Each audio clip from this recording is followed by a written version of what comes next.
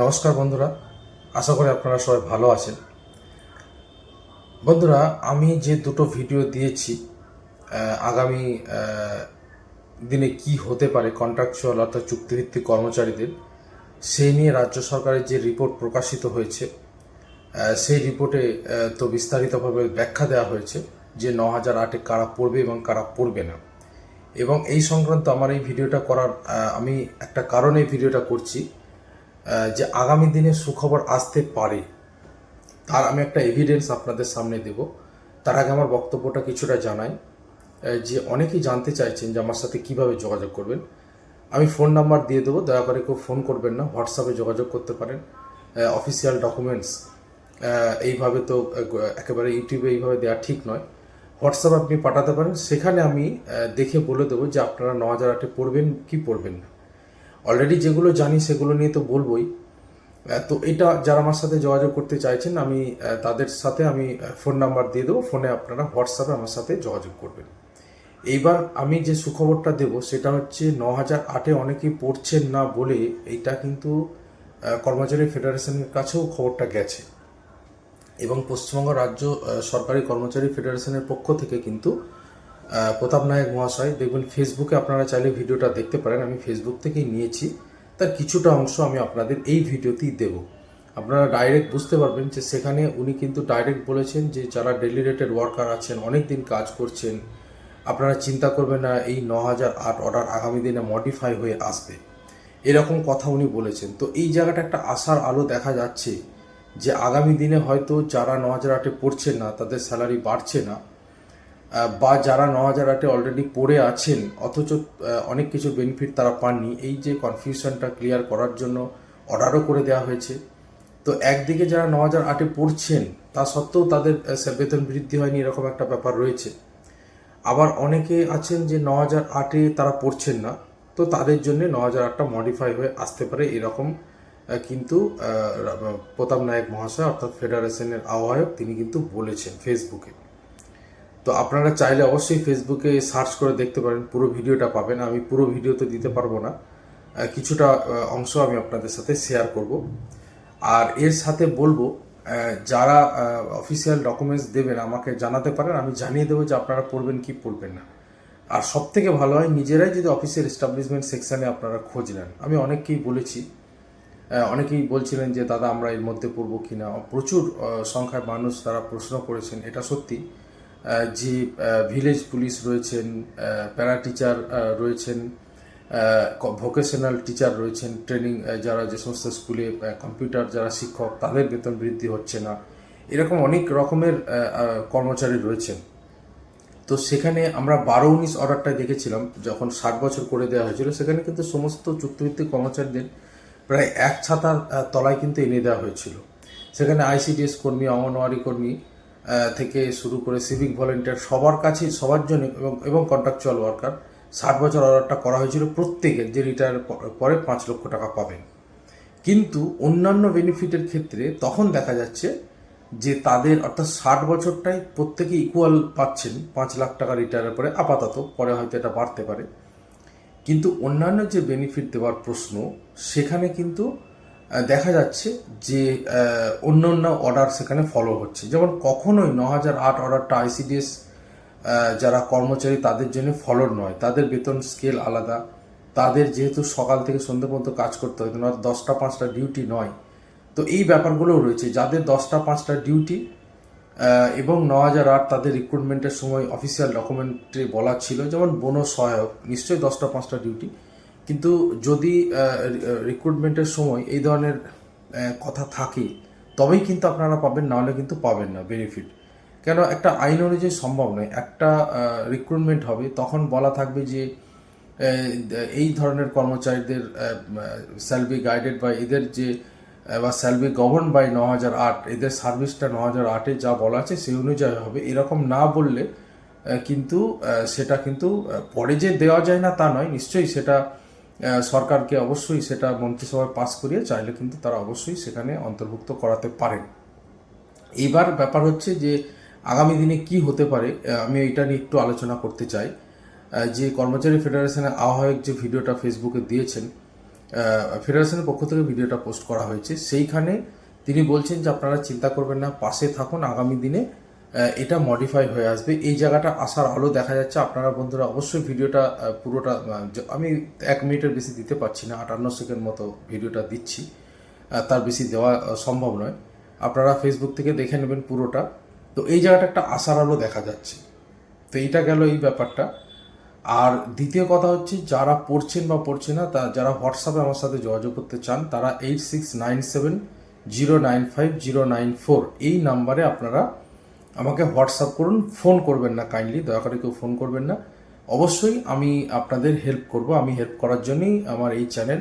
এবং সাম্প্রতিক ঘটনাবলী, যারা অলরেডি পরীক্ষা দিচ্ছেন, যারা চাকরি করছেন তো ঠিক আছে, যারা পরীক্ষা দিচ্ছেন বা যারা অন্য আরও চাকরিতে যেতে চান, আরও বেটার চাকরিতে যারা যেতে চান, তারা অবশ্যই কিন্তু কারেন্ট অ্যাফেয়ার্সগুলো দেখুন। অত্যন্ত গুরুত্বপূর্ণ কারেন্ট অ্যাফেয়ার্সের তথ্য কিন্তু আমার চ্যানেলে থাকে। তো অবশ্যই আপনারা সঙ্গে থাকবেন এবং আমি এই ধরনের খবর সবই দেব। আজকে ডিএ প্রসঙ্গ নিয়ে একটি কথা মুখ্যমন্ত্রী বলেছেন। তো সরকারি যারা কর্মচারী রয়েছেন, রেগুলার কর্মচারী, তাদের জন্য কিন্তু ডিএ নিয়েও একটি গুরুত্বপূর্ণ কথা তিনি বলেছেন। তিনি কি বলেছেন আপনাদের সাথে শেয়ার করছি। বন্ধুরা, ডিএ নিয়ে মুখ্যমন্ত্রী ঠিক কী বলেছেন আপনাদের সাথে আমি শেয়ার করছি। আনন্দবাজার পত্রিকায় লেখা হয়েছে, মহার্ঘ ভাতা নিয়ে শিল্প সম্মেলনের মঞ্চে মুখ খুললেন মুখ্যমন্ত্রী মমতা বন্দ্যোপাধ্যায়। বৃহস্পতিবার তিনি জানান, আমরাই প্রতি বছর 8% মহার্ঘ ভাতা দিয়ে থাকি। এটা যদিও বাধ্যতামূলক নয়, তা সত্ত্বেও আমাদের আর্থিক সমস্যার মধ্যে তা আমরা দিই। এমনকি আমাদের পে কমিশনও রয়েছে, আমাদের পেনশন প্রকল্পও রয়েছে। এই খাতে প্রায় 2 লক্ষ কোটি টাকা সরকারের খরচ হচ্ছে। এই মহার্ঘ ভাতা নিয়ে এখন সুপ্রিম কোর্টে মামলা চলছে। শীঘ্রই এই নিয়ে রায় ঘোষণাও হতে পারে। সেই প্রেক্ষিতে মুখ্যমন্ত্রী এই মন্তব্য অত্যন্ত তাৎপর্যপূর্ণ। বন্ধুরা, মুখ্যমন্ত্রী ডাইরেক্ট বলেছেন, আমরা বছরে প্রতি বছর 8% মহার্ঘ ভাতা দিয়ে থাকি। এটা যদিও অনেক কর্মচারী সংগঠনের পক্ষ থেকে বলা হচ্ছে যে এই বছর কিন্তু এখনো পর্যন্ত তা হয়নি এবং প্রত্যেক বছরে সেটা হয়ও না। প্রত্যেক বছর 8% হারে ডিএ কিন্তু হয়ও না। কিন্তু এই বছর একটা সম্ভাবনা কিন্তু রয়েছে, যেহেতু ভোট রয়েছে, প্রত্যেকে আশা করছেন যে ডিএ ঘোষণা হতে পারে। তো মুখ্যমন্ত্রী শিল্প সম্মেলনে এই মন্তব্য কিন্তু অত্যন্ত তাৎপর্যপূর্ণ। আমরা জানি যে মুখ্যমন্ত্রী অনেক সময় কি বলবো, যে পার্ক স্ট্রিটে অ্যালেন পার্কে যে অনুষ্ঠানটা হয়, সেখানে মুখ্যমন্ত্রী অনেক সময় ডিএ ঘোষণা করেন বছরের শুরুতে একটা সুখবর হিসাবে। তো এবছর কিন্তু সেই ধরনের সম্ভাবনা, শিল্প হয়তো অ্যালেন পার্কে না হোক, কিন্তু ডিএ ঘোষণার একটা ব্যাপার রয়েছে। হয়তো বাজেটে ঘোষণা হতে পারে বা তার আগেও ঘোষণা করে দেওয়া হতে পারে। এই একটা সম্ভাবনা কিন্তু থেকেই যায়। এবং মুখ্যমন্ত্রী ডিএর প্রসঙ্গটা নিজে যখন তুলেছেন, তো সেই নিয়ে গুঞ্জনটা আরও ছড়িয়েছে যে হয়তো ডিএ ঘোষিত হতে পারে। এবং মুখ্যমন্ত্রী বলেছেন যে সীমিত আর্থিক ক্ষমতার মধ্যেও, আমরা আর্থিক সমস্যার মধ্যেও আমরা ডিএটা দিই, যদিও এটা বাধ্যতামূলক নয়। পে কমিশন রয়েছে এবং পেনশন প্রকল্প রয়েছে। এটা সত্যি কথা, পশ্চিমবঙ্গ সরকারের যে পেনশন প্রকল্প রয়েছে, অর্থাৎ বাধ্যতামূলকভাবে পেনশন পাবেন, সেটা অনেক রাজ্যে নেই। এই মুহূর্তে কিছু রাজ্যে তুলে দিয়ে ফের পেনশন প্রকল্প চালু করা হয়েছে। এবং আমরা জানি 2004-এর পর থেকে কেন্দ্রেও কিন্তু পেনশনটা উঠে গিয়েছে, কিন্তু সেটা শেয়ার বাজার রিলেটেড হয়ে গিয়েছে। কিন্তু পশ্চিমবঙ্গ সরকার এবং কেরল সরকার যে পেনশন প্রকল্প রয়েছে, সেখানে বাধ্যতামূলকভাবে কোনো শেয়ার বাজারের সাথে কোনো যোগ নেই। তারা কিন্তু শেষ যে বেতন মোটামুটি তার 50% পাবেন যদি 20 বছর উপর চাকরি করে থাকেন। এটা কম হবে, 15 বছর কাজ করলে কম হবে, 10 বছর কাজ করলে আরও কম হবে। তো যাই হোক, পে কমিশন নিয়ে বলেছেন এবং পেনশন প্রকল্প নিয়ে মুখ্যমন্ত্রী বলেছেন যে 2 লক্ষ কোটি টাকার মতো খরচ তারা করেন। এবং মহার্ঘ ভাতা নিয়ে মামলা চলছে, সেটাও তিনি বলেছেন। এবং বলেছেন যে শীঘ্রই এই নিয়ে রায় ঘোষণাও হতে পারে। তো মুখ্যমন্ত্রীর মন্তব্য অত্যন্ত তাৎপর্যপূর্ণ। অবশ্যই যে আগামী দিনে ডিএ ঘোষিত হয় কিনা সেটা দেখার। এরপরে আমি আপনাদের অনুরোধ করব যে মাননীয় প্রতাপ নায়ক মহাশয়, যিনি ফেডারেশনের আহ্বায়ক, তিনি কি বলেছেন একটু শুনে নিন। আশা করি আগামী দিনে হয়তো কন্ট্রাকচুয়াল যারা কর্মচারী রয়েছেন তাদের আসার খবর অবশ্যই হতে পারে। তার এই মন্তব্য থেকে কিন্তু সেটা উঠে আসছে, আমি সেটা আপনাদের সাথে শেয়ার করছি। অন্যান্য সমস্ত খবরের জন্য আপনারা অবশ্যই আমার চ্যানেলটা সাবস্ক্রাইব করে নিন। যারা এখনও সাবস্ক্রাইব করেনি, এই ধরনের সমস্ত খবর আমার চ্যানেলে পাবেন এবং অথেন্টিক পাবেন। আমি একেবারে অনলাইন যে চ্যানেলগুলো থেকে নিই, আমি ঋণ স্বীকার করে তাদের নামও বলতে পারি, কোনো অসুবিধা নেই। আমি যেগুলো প্রথম শ্রেণীর অনলাইন চ্যানেল, যে উল্টোপাল্টা চ্যানেল থেকে আমি খবর দিই না, তো আমার চ্যানেলের খবরটা কিন্তু অথেন্টিক। আর বাংলা তো আমি বলেই দিই যে আনন্দবাজার, বর্তমান, প্রতিদিন, এই সময়, এই ধরনের পেপার থেকে, দ্য টেলিগ্রাফ, এই ধরনের পেপার থেকে আমি খবর দিই, যে খবরটা অথেন্টিক হওয়ার সম্ভাবনা বেশি থাকে। অন্যান্য সমস্ত খবরের জন্য আপনারা অবশ্যই আমার চ্যানেলটা সাবস্ক্রাইব করে নিন। আপনারা আশা করি উপকৃত হবেন। ধন্যবাদ। আরো অনেক কেউ আছে যাদেরকে আসতে বাকি আছে, সেটা সময়ের অপেক্ষা, সেটাও আমরা করব। আমরা এটাও বলে দিয়ে যাচ্ছি, 9008 যারা 2010-এর আগে ডেলিভার বেসিসে জয়েন করেছে তারা 9008-এ এসছে, এমন একটি অর্ডার এটাও কোঅর্ডিনেশন তৈরি করে দিয়ে গেছিল।